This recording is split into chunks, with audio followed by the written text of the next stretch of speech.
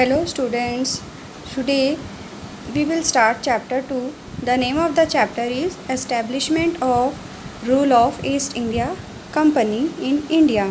Students, in the last lesson we came to know कि Vasco D gamma ने सी root India का discover किया और पोर्तुगीज़ ट्रेड करने के लिए हमारे इंडिया में आए एंड क्रिश्चियनिटी भी इंडिया में स्प्रेड किए। फिर अपने पावर को इंक्रीज़ करने के लिए बीजापुर के किंग को अपने कॉन्फिडेंस में लिए और conquered Goa as their capital.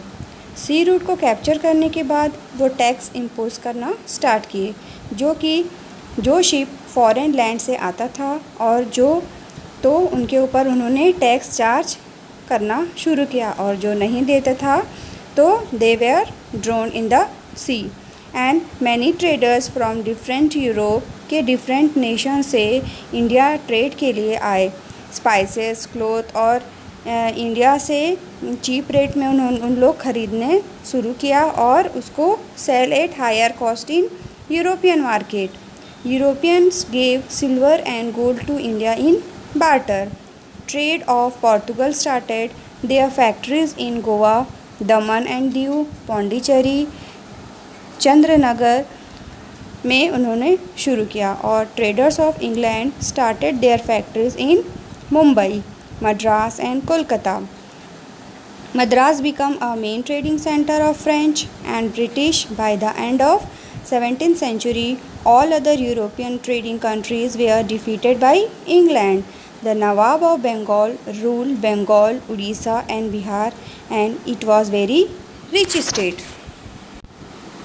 After death of Ali Vardi Khan, his son Sirajuddaulah became the new Nawab of Bengal in 1756 and fought with British East India Company, but got defeated in the Battle of Plassey in 1757. But 1764 में British east India Company ने Mughal emperor Shah Alam II को पराजित किया और Nawab of Awadh Sirajuddaula and Nawab of Bengal Mir Qasim को भी defeat किया at the battle of Buxar.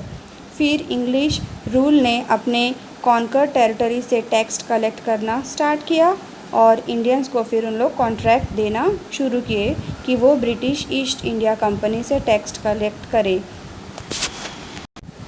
फिर वैरन हेस्टिंग बंगाल का न्यू गवर्नर जनरल 1773 में बनाया गया। वैरन हेस्टिंग हैदर अली के साथ 1767 से 1769 में ब्रिटिश मैसूर वॉर हुआ और they signed a treaty and promise to protect each other street territory from foreign attack. However, the British did not help Hyder Ali when Maratha Peshwa attacked Mysore, and फिर Lord Wellesley became a new Governor General in 1798.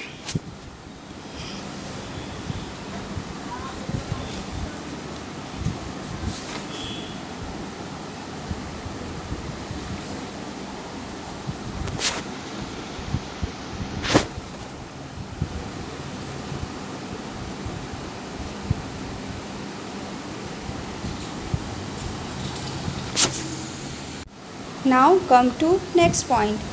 Terms and conditions of the treaty. States which signed the treaty were bound to keep British soldiers around and look after them. उन लोग ने sign किया और जो British soldier को अपनी देखभाल के लिए रखने के लिए उनको साइन किया और उनको बॉन्ड किया।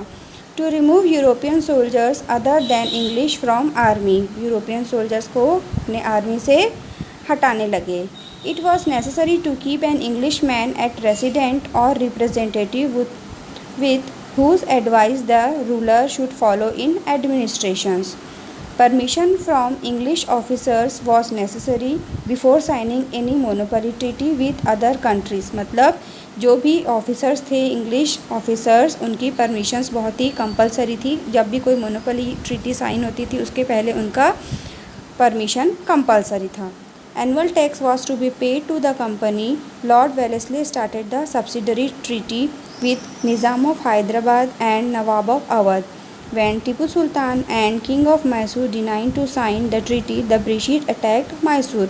फिर उन्होंने एनुअल टैक्स को कंपनी को पेड करना शुरू किया और लॉर्ड वेलेस्ली ने सब्सिडरी ट्रीटी को स्टार्ट किया। और टीपू सुल्तान और मैसूर के जो किंग है उन्होंने जब मना किया ये ट्रीटी को साइन करने के लिए, तो उन्होंने मैसूर में अटैक किया 1799 में। Now the next topic is establishment of east India company. William Bentinck India के गवर्नर जनरल और एक सोशल रिफॉर्मर थे। वे लड़ाई पे विश्वास नहीं करते थे, वे शांति में विश्वास करते थे। He decrease the number of soldier from troops and cut short annual expenses of administration. उन्होंने इंडियंस को हाई रैंकिंग ऑफिसर अपॉइंट किया। He use to made a system of revenue collection and fix the taxation for 30 years. और उन्होंने special care लेना शुरू किया, जैसे कि कुछ जो चीज़ें हैं उनके ऊपर स्पेशल अटेंशन पे किया, जैसे कि सोशल इविल है, सती सिस्टम है, चाइल्ड मैरिज और ह्यूमन सेक्रीफाइस। और उन्होंने इसके लिए लॉ भी फॉर्म बनाया और इंग्लिश एजुकेशन को भी कंपलसरी कर दिया। और कोलकाता में उन्होंने मेडिकल कॉलेज को भी इस्टेब्लिश कराया। एंड इन 1831 में एक लॉ पास किया गया।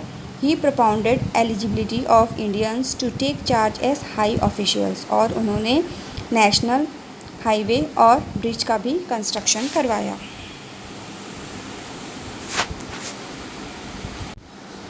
On those days Lord Dalhousie was the new governor general of India.